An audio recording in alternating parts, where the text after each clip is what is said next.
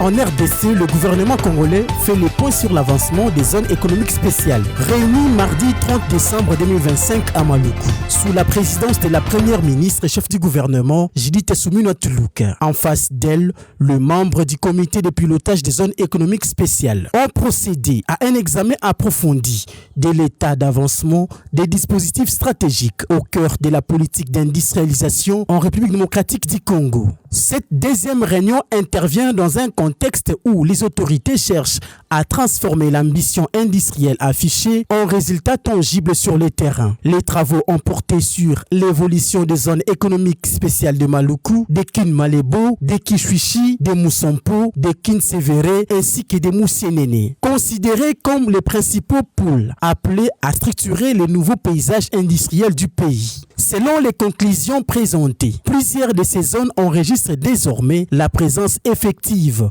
d'unités industrielles, dont certaines déjà en exploitation et d'autres en phase d'installation, révèle-t-elle. Un signal jugé encourageant par les membres du comité de pilotage des zones économiques spéciales, car il marque un début de concrétisation des engagements d'investissement à long terme annoncés en RDC. Dans ce même tableau d'ensemble, la zone économique spéciale de Maluku se distingue particulièrement, qualifiée d'évolution satisfaisante. Elle affiche une montée progressive des activités industrielles en RDC, confortant son statut de projet pilote et de vitrine du modèle des zones économiques spéciales que le gouvernement ambitionne de reproduire à l'échelle nationale. En toile de fond de cette dynamique, le rôle du directeur général de l'Agence des zones économiques spéciales AZES en sigle, M.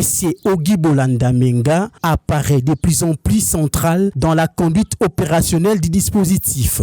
À la tête de la direction générale de l'AZES, il s'est imposé comme l'un des principaux artisans de la relance effective des zones économiques spéciales en RDC. Sous son impulsion, l'Agence des zones économiques spéciales a renforcé son positionnement comme l'interface technique entre l'État congolais et les investisseurs, en mettant l'accent sur la coordination interinstitutionnelle, la clarification des procédures et les suivis rapprochés des projets industriels implantés dans les différentes zones. Cependant, derrière ces avancées, le comité de pilotage des zones économiques spéciales a mis en lumière des difficultés structurelles persistantes qui continuent de freiner le déploiement optimal des zones économiques spéciales en RDC. Parmi les obstacles identifiés qui touchent sensiblement le développement des zones économiques spéciales en RDC, en vedette s'illustre notamment la fiscalité, parfois en contradiction avec le régime dérogatoire des aides en RDC. En deuxième lieu,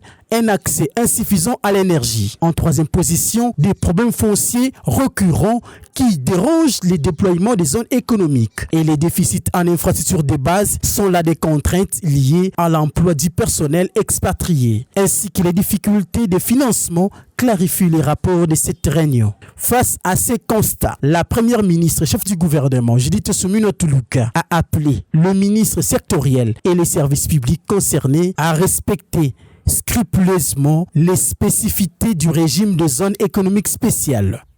La rencontre s'est achevée par une visite de terrain des unités industrielles opérationnelles de la zone économique spéciale de Maluku.